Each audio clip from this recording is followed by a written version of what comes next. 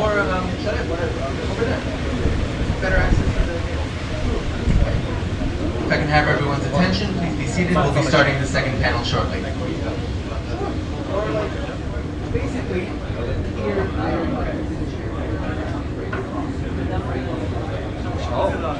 yeah, it's on my shelf. I might pop it down. Cool. Thanks, guys. okay.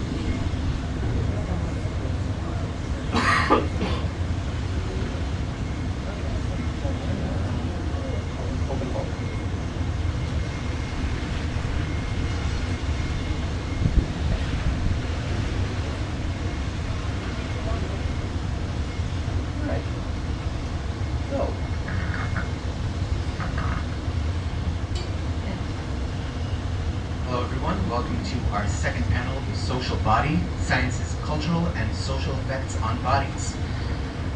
This panel will be discussing how our bodies exist, change, and experience different aspects of reality in society and culture. Our first speaker is Shalev Moran, who is the Games Program Director for Print Screen Festival in Liron. He teaches the course Narrative and History of Digital Games at Shenkar College of Art and Design. Shalev curates and produces many game culture events in Israel, among which was the first mini-conference for Israeli ludologists here in Tel Aviv Municipal Museum in 2014. Formerly a game designer and content designer for Plarium Global, Shalev is now an independent digital artist developing games for various platforms. The title of his talk is Batman, Jensen, and the Crisis of Augmented Reality.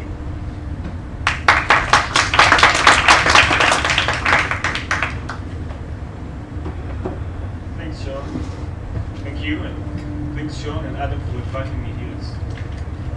It's exciting. It's my first conference where I studied my BA here in Gilman in the Mantis, almost program for Arts and Humanities. So it's an honor for me to be here as a speaker. Okay. So,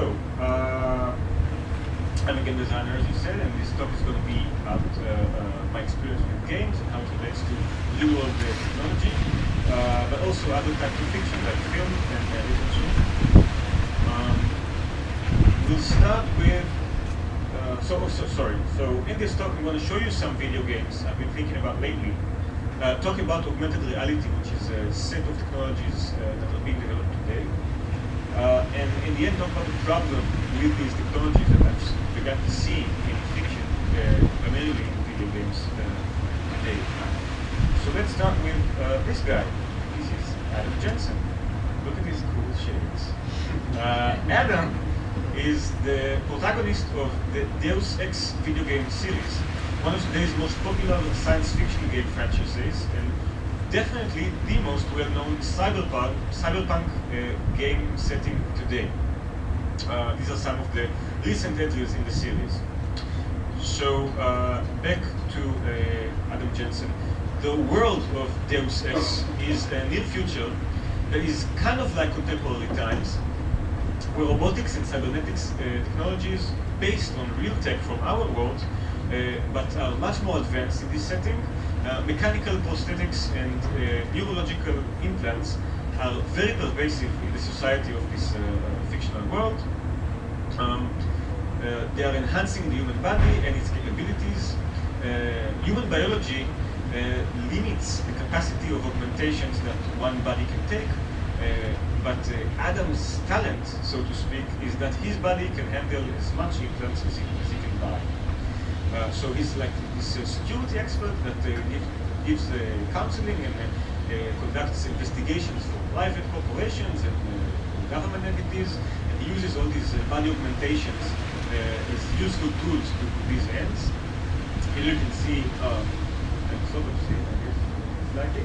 He has like these robotic hands that replace his real arms, and some kind of shield over his body, and he has these like shades that are glued to his eyes, welded to his scalp, and these shades are the focus of my talk today. So in this screenshot from the actual game, you can see like a menu system with all the augmentations that Anat can take. And there are some leg augmentations, and there's some augmentations for his lungs, and his heart, and his neurological system, and his nerve system, and also for his eyes. And the augmentation highlighted here that you can pick and choose using the game is called Smart Vision. Okay, so let's see how Smart Vision is used in that video game. So this is a scene from the game. Adam is ducked behind a wall, observing this building where there's some kind of hostile situation he has to defuse. It's in Prague, you can see by the architecture, very common European architecture. And then you press a button and you switch on the Smart Vision, and all the details of the architecture and the leaves of the tree and everything just kind of disappears into the background, highlighting the opponents hiding inside the building that he has to enter, and giving him all sorts of useful information about the scene. And you see this trope becoming very pervasive in modern video games. So this is a screenshot from a game in the popular Batman Arkham series, where you play as Batman, and you're about to engage with some criminals, and you switch on your smart goggle. It's called detective mode here, because Batman was a detective, right? And you can, it kind of flattens the scene, and all the details disappear into the background, and you can see an X-ray vision of your enemies. Fantasy-themed video games do have like this fantasy-themed metaphor for the same thing. So this is some kind of another action detective game, but set in medieval fantasy. It's a Polish game called The Witcher, and the titular Witcher is stuck in here investigating the disappearance of some carriage, and uses his sixth sense to highlight the tracks of the carriage that disappears and follow it, highlighted in red here. So I want to talk about the way I played this game. You see the two modes, viewing modes, the normal viewing mode and the highlighted Smart Vision. And the way I found myself playing this game is that I kept returning to the Smart Vision, eventually playing the entire game in this mode. It made everything simpler. I knew exactly where to go and what to do. Everything was quicker. I knew what to do, but was that the intention of the creator that remained in the Smart Vision the entire game? This is the headline from an article about the art director of the Batman games, who researched his players and found out that most of them play this game like that, the same way I played. He lamented the fact that they were missing out on all the detailed environments his team built by seeing the game through this hyper-utilitarian view. At first I thought this is a mimetic crisis, similar to the representation crisis of the Impressionist painters. Here we have the same but in simulation. So graphical fidelity in computers grew exponentially over the past few decades, but interaction design couldn't keep up with the graphical fidelity. The games just aren't as complex as their looks suggest. The Smart Vision actually dumbs down the game to the point where its looks are actually meaningful, showing me just the things that I can interact with. But then I thought, maybe there's also a problem with augmented reality itself as a technology. So let's define augmented reality. It's a set of real existing and in development technologies, all meant to present to us a layer of useful data over our perceived real-time reality. A good metaphor for this is subtitles. a layer of symbolic data, highlighting and perhaps translating important details in a real-time scene, like highlighting the things that people see. With current available tech, augmented reality wants to allow you to take out your smartphone while standing in the street and using computing power and sensors, see how far are points of interest from you and where, like banks or hotels or whatever. Perhaps it's traffic directions. Google Maps and Waze are two proto-augmented reality applications that we use today. And perhaps it's other ways of mediated reality. Like many other innovations, AR was not born simply from scientific experimentation and engineering.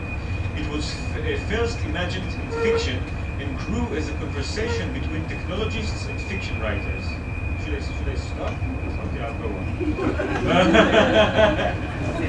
Just a challenge, okay.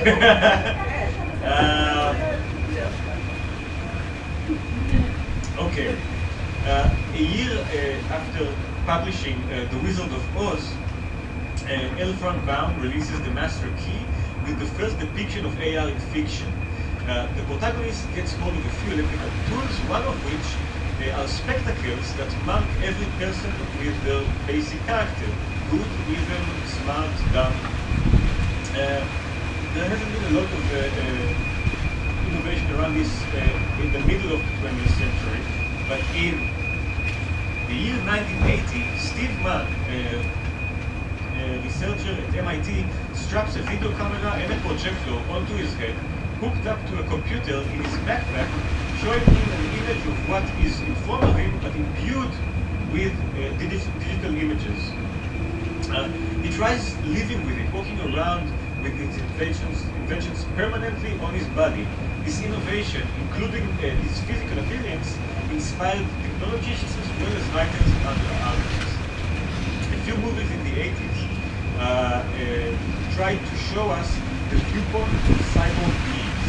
Most notably, the early scene from Terminator 1984, where the robot sizes up different people in a bar while getting digital data on each one of them, and then he finds the match.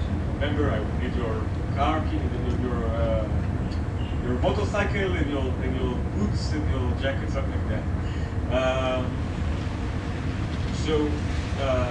few years later, in RoboCop, we see a similar thing where the hero of the movie uses electronic body modification to track objects and have thermal vision.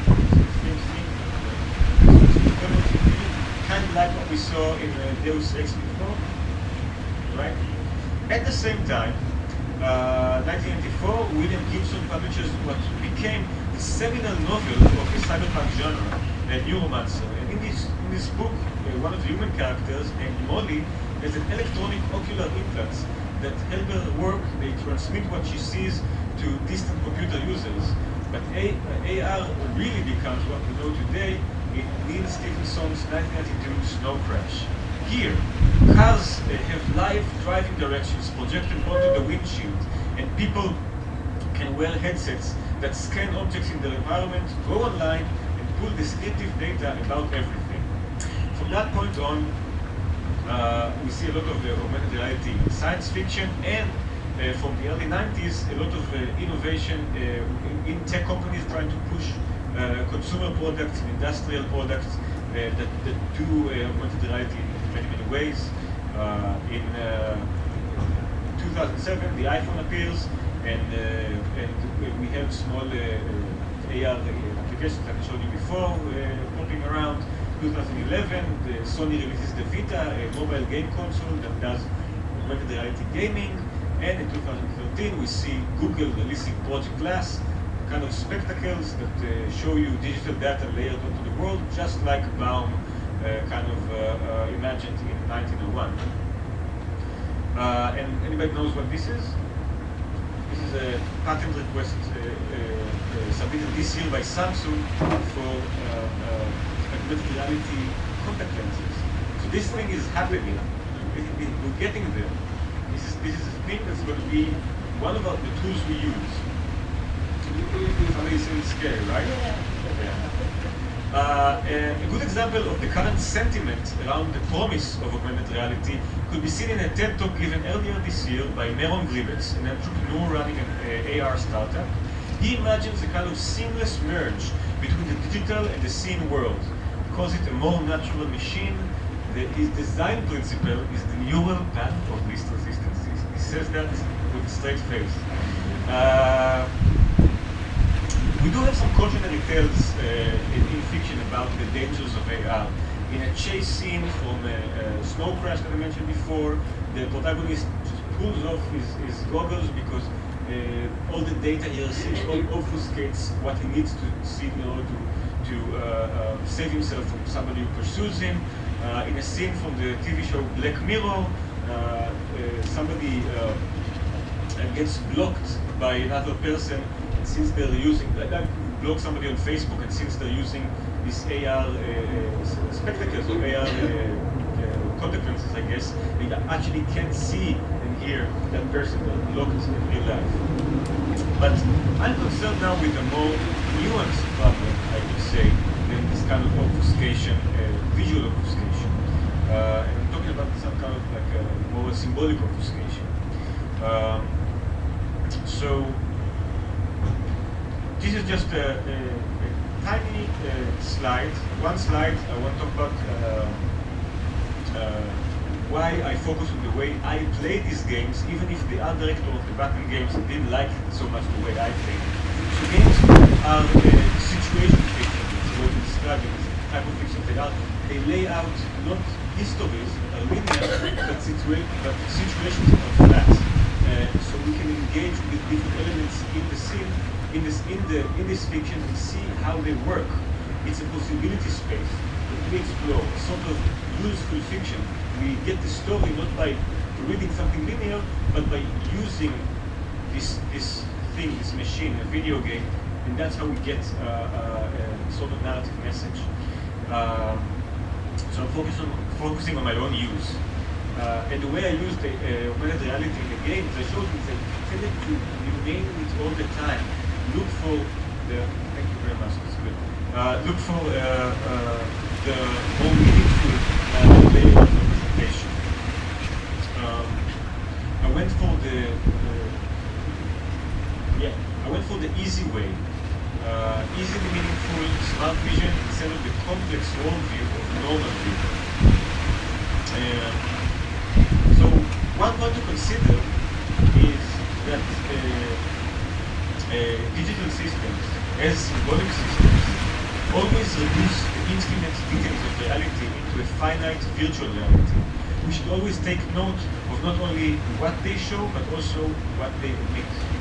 Another point to consider is that idea of seamlessness that's very pervasive in Silicon Valley even today. It comes from Mark Weiser's article in 1994, The World is Not a Desktop, where he said a good tool is an invisible tool. This has been challenged since then time and again by proponents of this opponents of this seamless design approach in favor of a sinful design approach, but still very, very pervasive in ideas like the neural path of least resistance, everything kind of blends together. But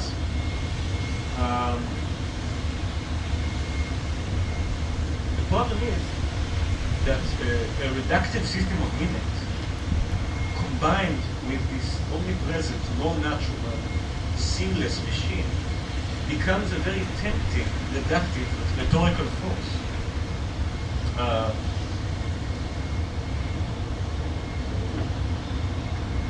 We have this tendency to prefer an image of the world that seems more meaningful, more useful. But what interests might define an always-on digital overlay over our perceived reality. It could show us, I don't know if you can see in the left image, enemies that are not really there. It could show us only whoever is paying to be shown. In this image here, you see the same icon we saw before, but the but the tags that you see overlaid on the screen are only tags of businesses like McDonald's, banks. And because it's so easy to use a meaningful system when we have one, there are dangers of omission, obfuscation, of obscuring the reality in favor of a certain type of finite reality. I want to simply stop with an image I love. Both Stevenson and Gibson refer to television static in their books. You remember maybe Neuromancer's famous opening line, the sky above the harbor. Sorry? Exactly. Looked like television tuned to their channel.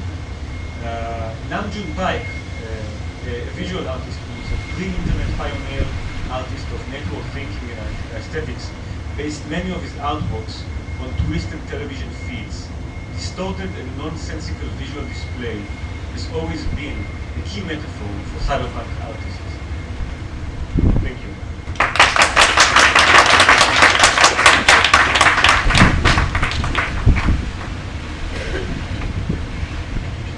Fascinating talk.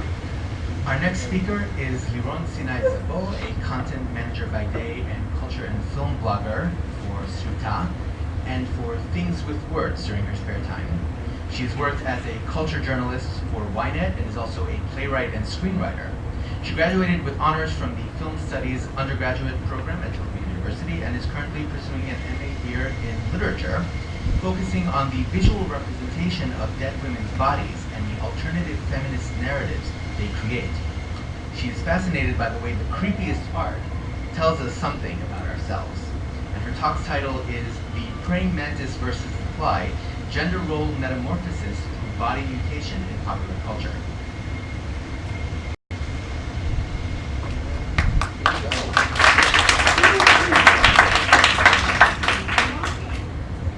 Yeah, this is in the yeah, you guys just download it. If only I could find it. Oh, there we go. Alright, so hi, I'm super excited to be here, so if I get a little scared, you have to forgive me. Okay, when I first heard about the symposium, I just finished reading this book. It's called Insects. I'm still not sure how to pronounce the word, but as you can see, it's been written by Margaret Bennett and Ariana Constantina. It just got out like a few months ago. And it does talk about sex and insects and the woman hybrid of insects and the human body. The writer calls it an erotic body horror comic. And it is erotic. There are going to be a bit of this. I took the more gentle ones, so we won't have to censor ourselves. And it is horrifying. And we'll see some of it in the next images. It's also very clear about it being something that's written about by somebody who knows her material. She knows about gender roles, she knows about power relations, and there's even a clear phenomenon inside Google when they talk about prison. So it's there because she wanted to say something about it. However, Margaret Bennett is really not the first one to use this kind of hybrid of human flesh and insect and other orthodox flesh into one. It's kind of, I'm going to talk about some of these, and I think that there's something in common with them,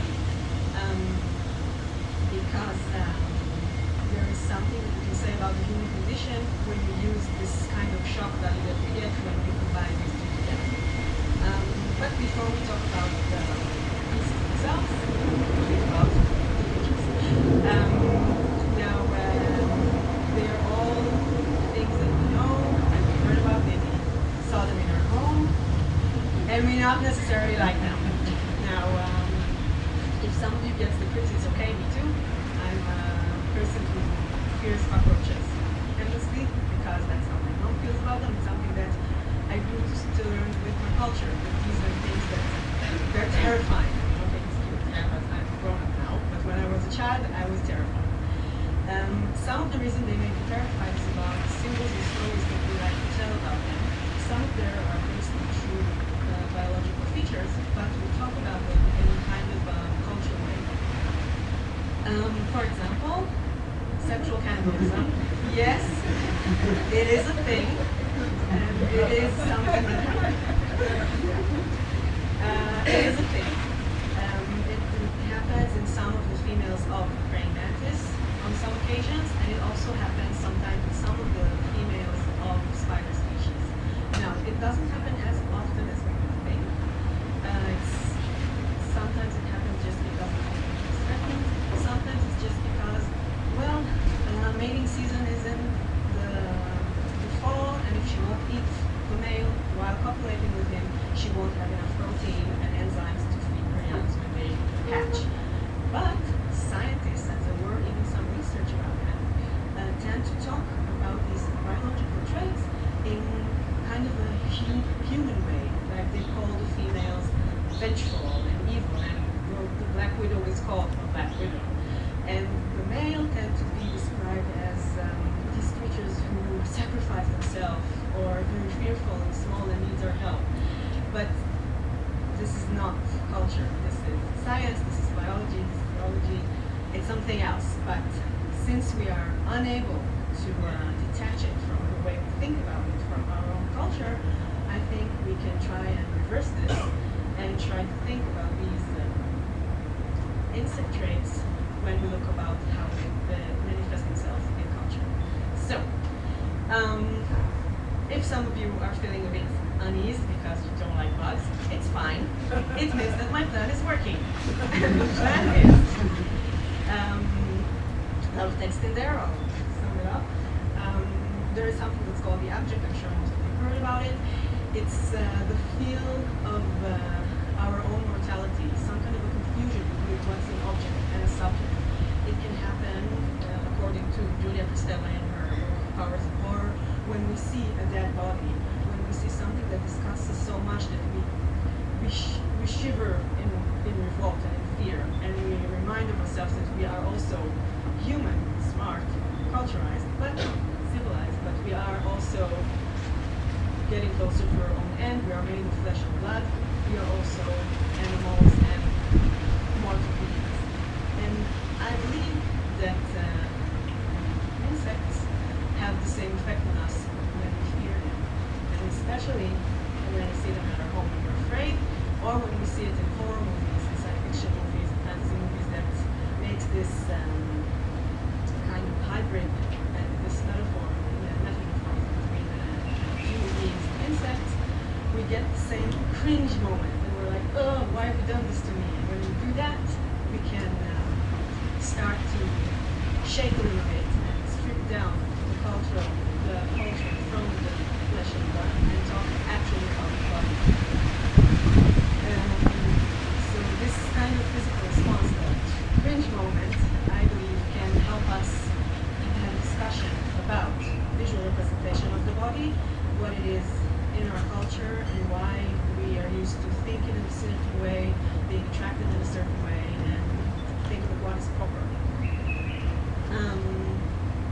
So when we are seeing like the fly and the other pieces that we'll talk about soon, we can tap into our own fears, our deepest, not so easy feelings, and then we can try to we can try to use this shock value to rattle the shackles of the patriarchy, in a way. And then when we're stripped from all the things that we're used about to think, all these things that tell us how to think and how to act, we can try and have a real discussion about what is desire, what is body, what is male, what is female, what is woman, what is man. Now, some examples. There's tons of them. I'm not going to talk about everyone because we don't have a lot of time, and I want to talk about the comic book. But everybody knows the Metamorphosis by Franz Kafka, and I don't have an image for that because the story goes that Kafka himself didn't want an image connected with Rainbow Sunset's transformation into a creature. Basically, it's this guy who wakes up one morning and finds out he's not human anymore, and though he still feels as a human, his closest friends and family and the society he lives in helps him get into a dehumanization process, and he's being ripped off his own humanity and compassion into it. And we did to him, we are disgusted, and these are, I think, the main feelings that the story evokes. Another one is The Fly, David Cronenberg's movie. It's actually a remake of an older movie with Vincent Price from 1958, same name. And in here we've got Seth. Seth is a scientist. He's really fascinated with flesh and with teleportation. And he wants to be able to teleport flesh from place to place. Because he's so vain and so eager to do it, he makes the experiment on himself and merges, without knowing it in the beginning, with a fly that happened to be in the teleport with him. Now, in the beginning, he becomes stronger. His sexual drive manifests. He wants to have sex all the time. He's really strong. He can do push-ups. He feels amazing. During that, his girlfriend gets pregnant, but then later on, his body starts to disintegrate. And mutate at the same time into this thing that is like, at the end, it's like, I don't know if you see it here, but it's like a really horrible creature. And it's like this human fly thing, and the discussion around it is that his girlfriend wants to get an abortion because I don't want that thing in me. He tells her, but that's like the last human thing of me that's left. And in this process, all the attitude towards him is of pity, fear. Okay, yes, and he's strong and he's dangerous, but he's somewhat lessened. He's less of a man, as if something has been taken away from him, his humanity and his masculinity. If he was this very attractive dude at the beginning, depends what you think about it. But that's how he's depicted in the movie. At the end, he's this miserable thing that begs her to end it. And there's also like this neat little scene that it's like, it's sort of not important to the big narrative, but he tells her, please don't look at me. And he says, all his demeanor is apologetic and shameful for what he has become. On the other hand, there was Spider-Man. The Spider-Man's not a good guy, he's really nice, but as you can see here, in this like cover of a comic book from I think last decade, all the other superheroes are manly and bursting with testosterone, while you can see it, the way that Spider-Man is called here, he's kind of their substitute for a pinup girl in this cover. It looks as if they didn't have a girl to put there, so they put him as like, can you do this for me? And and Spider-Man is basically at the beginning of the story, he's a teenager, but as he grows up, think about the actor that played him. The new one is really a teenager, even the other one, he's a bit more feminine, he's not this super masculine guy in the way that he normally used to be masculinity. So with men, I think when they transform, it seems that they're a bit lessened. And with women, not all of them, obviously, but some of the examples I found, they seem more powerful with the transformation. They take action. They may not be able to control it, but many times they're usually vengeful. They're not necessarily afraid of what's happening to them. Even if they lose control, they do it with this kind of drive to usually revenge something, and they become something a bit more. Even if it's more aggressive, more dangerous, but it's like they own it. And this is something that is from the last decades turned to a contradiction with another way that we used to think about women and insects. So this is Tinkerbell. And she's been here for a while and she's upset because she's being used these days as a sex ad. I mean, these are for my feet, okay? You know, these horrible cards, right? Most of them has these images of women half naked and stuff, but in this one they said unforgettable host, and it's Tinkerbell, like normal Tinkerbell. They didn't do any alterations to make me more sexy. I mean, I don't know if the slippers is normal. And there's so many of them, and it goes to show the side of an imaginative ad for terrible service that we're used to connecting insects and women in a sexual way. Now, other examples that I know takes this and turns it around on us. Now, I'm not going to talk about all of these, only about two of them. The first one is the upper one. It's called The Wasp Woman. It's a Roger Corman movie from 1958, 1959. And this lady, Justina, she's a boss. Okay, she's the leader of another her own Hispanic company, but she's also the face of the company. And she's growing pretty older. I mean, she's like closing to her 35, 40. Okay, she's not that old, but they're telling her, yeah, you know, we took this out of Postner, so nobody wants to buy her stuff anymore. And she feels that she has to look younger in order for her company to succeed. So she does this kind of test on herself. She gets in touch with a scientist who says he can extract a special material from royal jelly that comes out of wasps. I checked, there's no such thing in real life, but in the movie there is. And with this thing, she injects herself and she does become much younger. She suddenly looks radiant and looks wonderful. Everybody looks like, wow, now we can make it happen. But the side effect, because she just overdid it, is that she transforms into this thing that you see over there and over here, and it makes her very aggressive. Now, they don't go into why she becomes aggressive, but when she becomes aggressive, she attacks men and women alike in a kind of erotic way. As you can see, she's kind of licking him, leaning over him, and she gets to keep her jewelry, her skirt, and her high heels. So it's kind of this really weird, sexy yet terrifying hybrid. Super powerful, super dangerous, super cringe-worthy. Now, the other one is Bite. It's here in the middle. I don't know if you can see, but what she's having in her hands are like tons of little eggs of insects. I don't know where all this relatives about the movie comes from. It's a terrible movie. Don't watch it. Okay, it's bad. But, and it's from 2015, but what's really interesting about it is that it deals with the same subjects that I wanted to talk about. In Bite, it's a woman, she's engaged, she goes on this trip with her friends before the marriage, she gets bitten, obviously, while she's swimming in the water, when we can talk about this laws in water regarding sex and all that. And she gradually transforms into half woman that has like kind of this weird tick, and she acts a bit insect-like, and she starts to vomit these eggs out of her mouth. It's truly disgusting, it's supposed to be.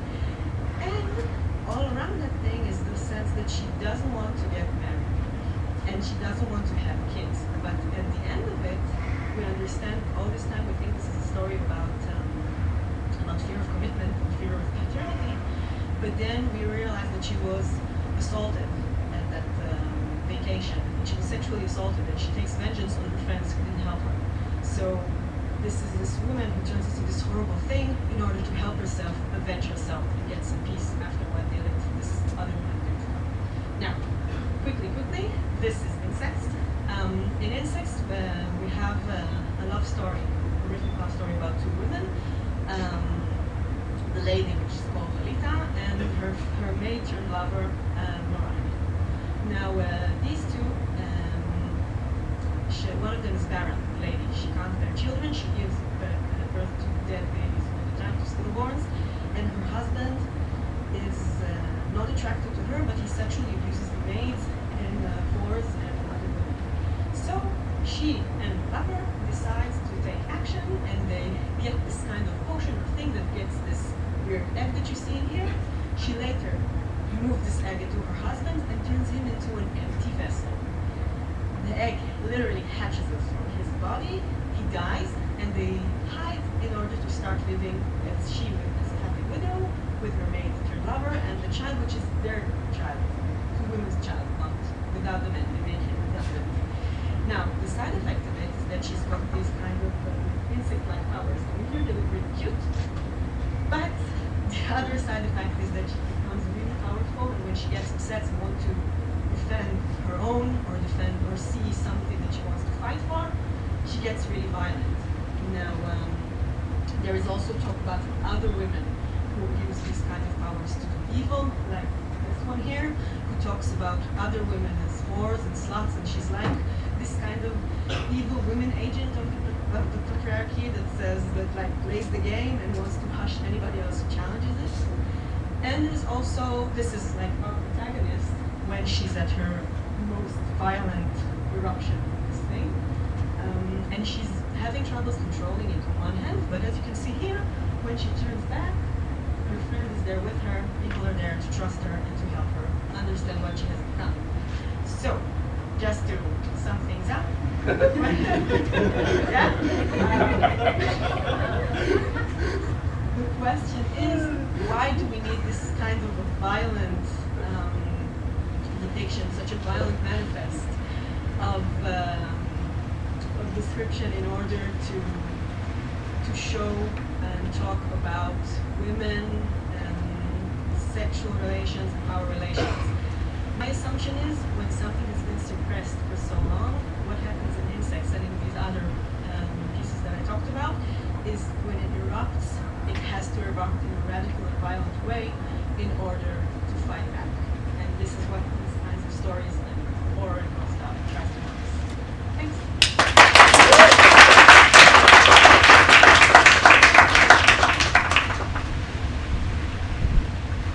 Thank you, Liron. I will have nightmares tonight, but it was so worth it.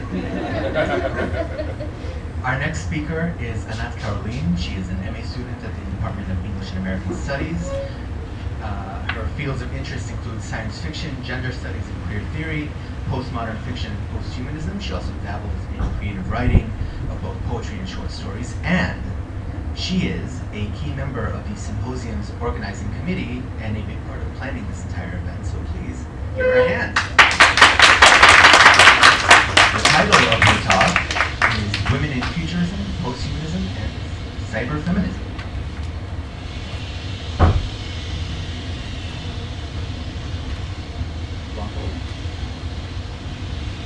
Here. Eventually, when you choose to open it, thinking about it, maybe if you. Here we go.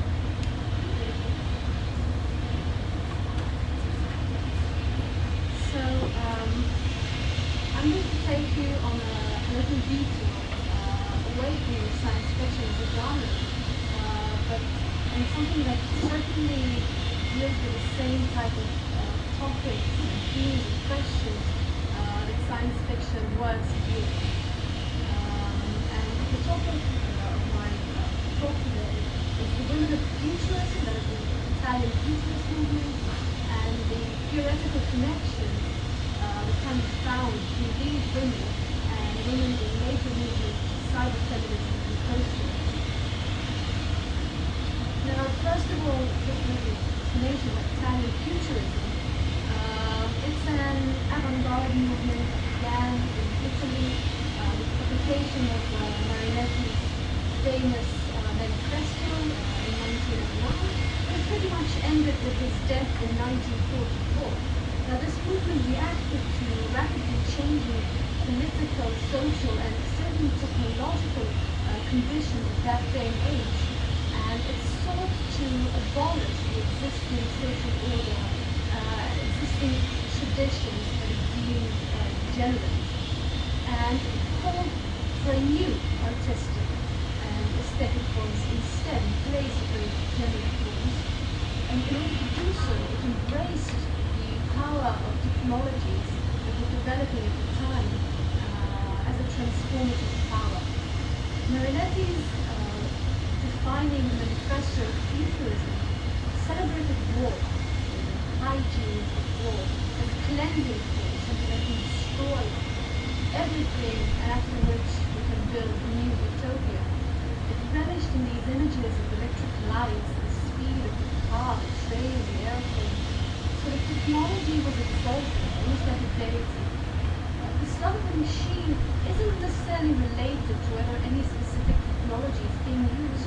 Instead, it can be defined as a technological sensibility, a desire to transcend the social, cultural framework of the time through technology, irrespective of any specific technology. Now, the grand vision of futurism, rather than machine, is nicely articulated in this text by Marinetti from 1911, Extended Man and the Kingdom of the Machine. And it's a vision that thought that there's a possibility for an incalculable number of human transformations that can transform in an incalculable number of ways. And that a day will come when the will of man, the mind of man, will be extremely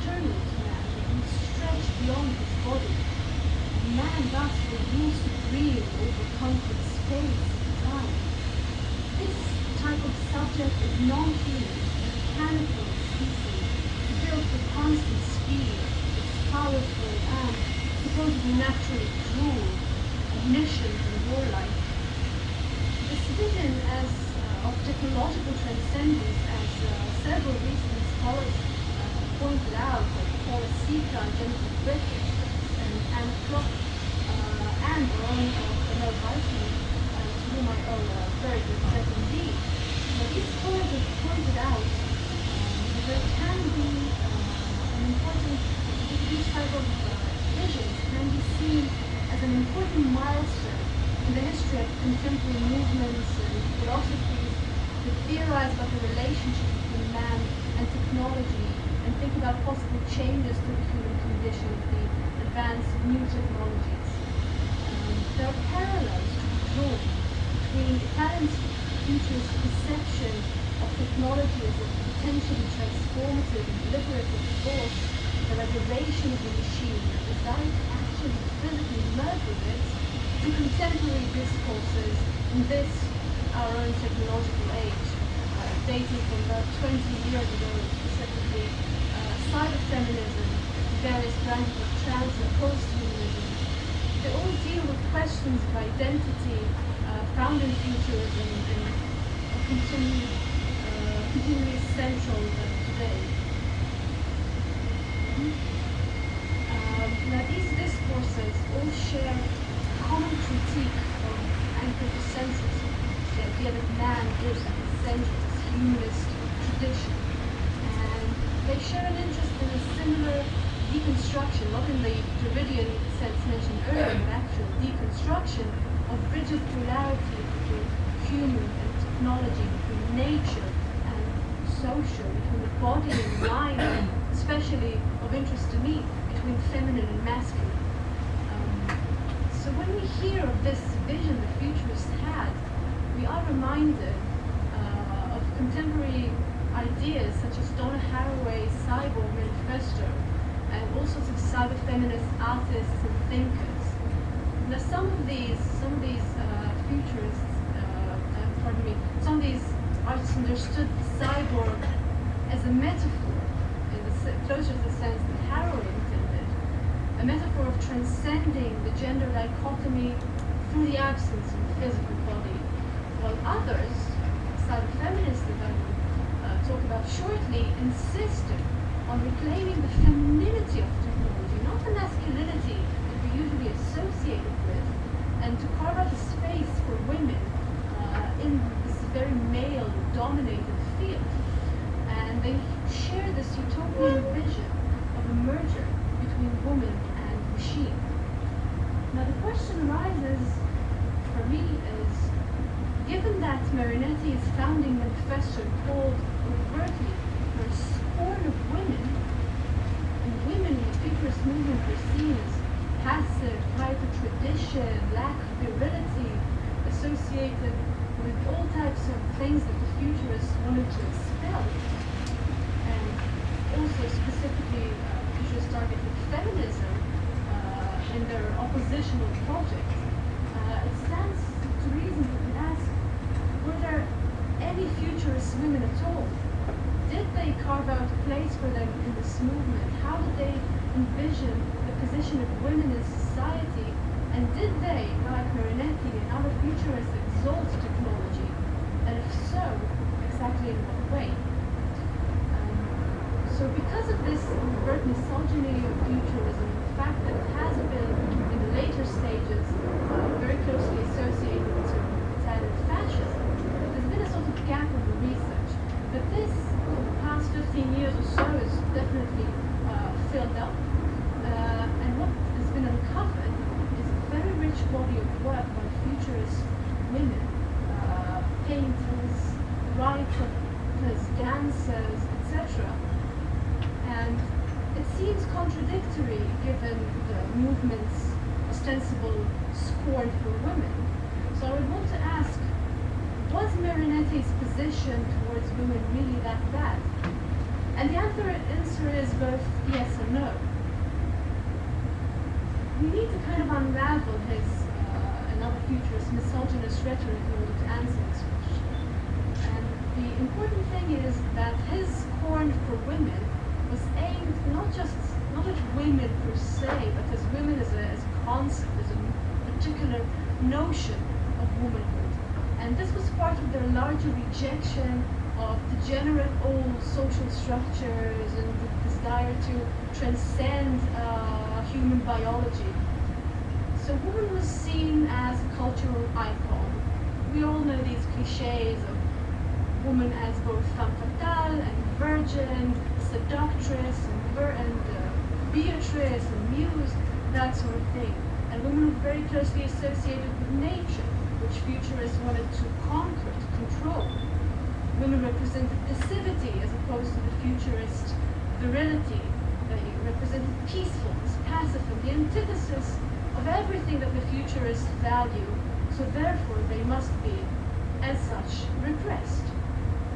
Women were also deemed intellectually inferior and lacking any capacity for leadership. An interesting point here that for Marinetti, this inferiority is seen not as an intrinsic trait, but as a historical phenomenon. In this sense, Marinetti is very surprisingly anti-essentialist. And he did support women's suffrage, but only to the extent that since women are so intellectually inferior, if we grant them the right to vote, then the institutions will collapse faster and we can accomplish a grand futurist vision. Lovely man, Marinetti.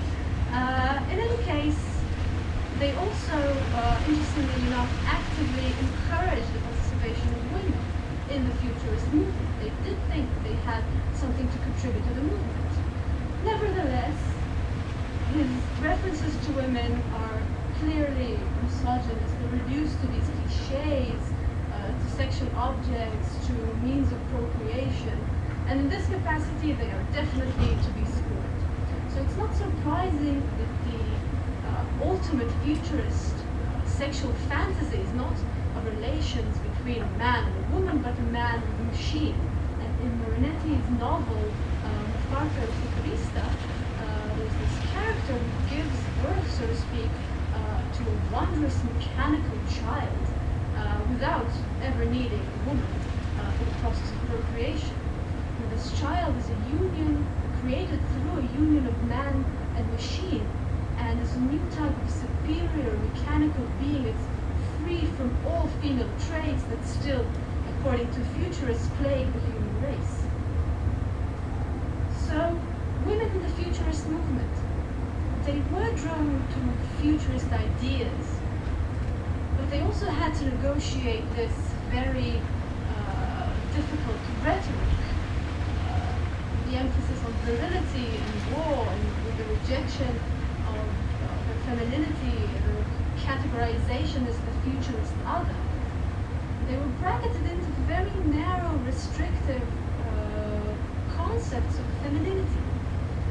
So, interestingly enough, even as Marinetti and other futurists implicitly undermine sensualist assumptions that I mentioned before, they end up reasserting them in the service of their own vision of transcendence.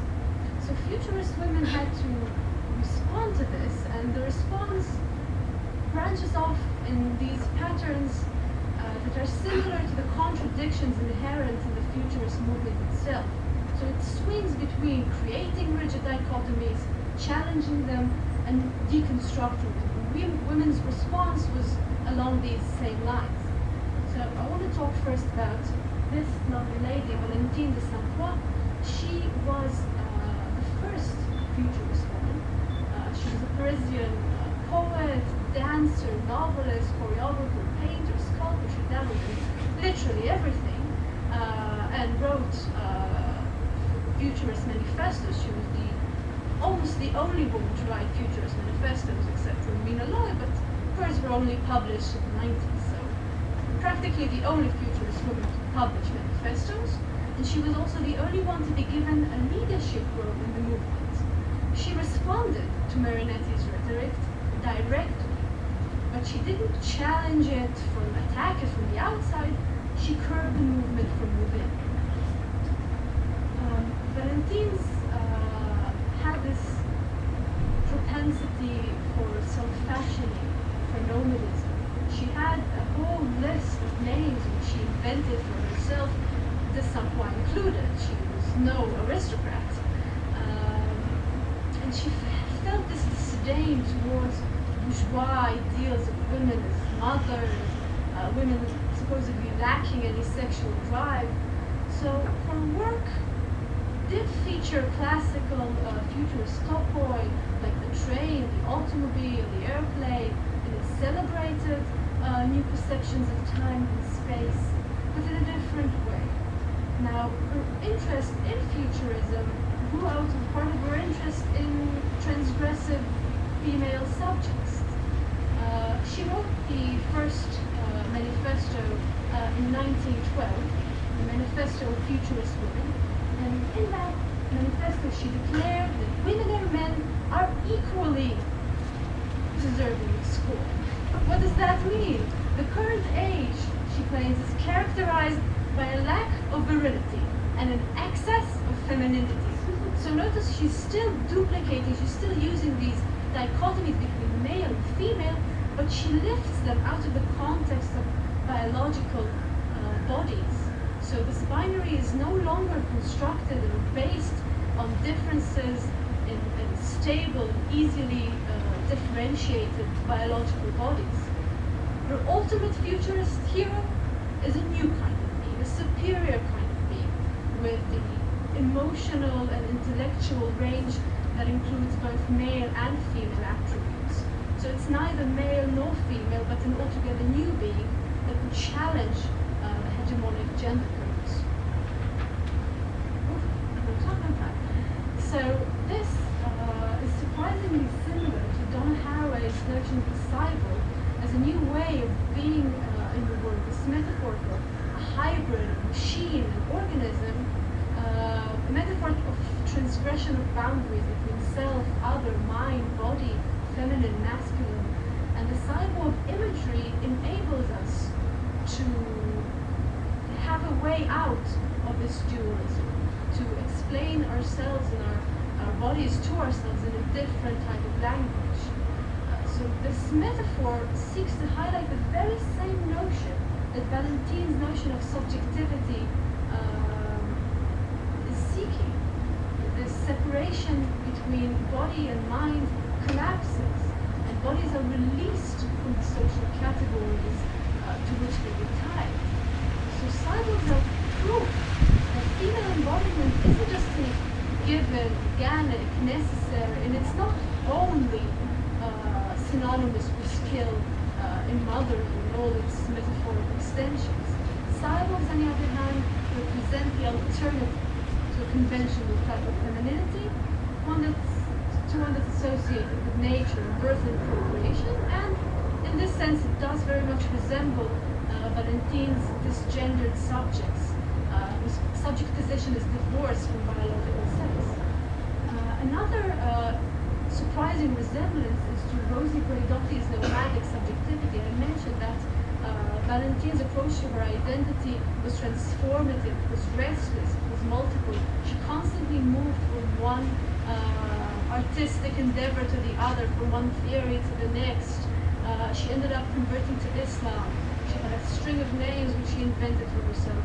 And this resembles Braidotti's idea of the nomadic subject, which is marked by non-adherence to rules or roles, and also to prescribed modes of behavior. A sort of model that allows for disengagement and disidentification of the socio-symbolic institution of femininity onwards to something different. The language of nobilism enables us to do this, to express a post-human subjectivity. And this type of post-humanist subjectivity is very much built on an anti-humanist legacy. It breaks apart the idea that man is the measure of all